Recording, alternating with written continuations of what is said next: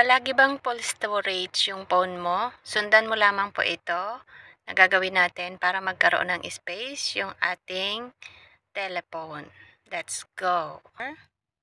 Click mo yung Play Store and click mo yung iyong profile sa taas, sa gilid.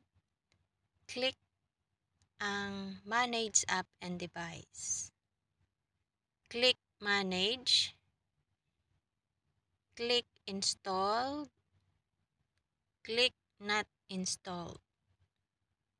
Ayan. So, 'di ba napakarami pong na-install natin na na-delete na siya. Pero nandito pa rin siya. So, kaya ang gagawin po natin, i-check po natin siya lahat. 'Di ba? Lalagyan natin ng check itong sa gilid. So, check po natin siya.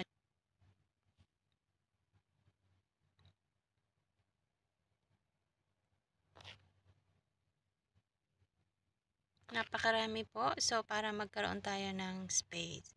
And then, click po natin tong delete.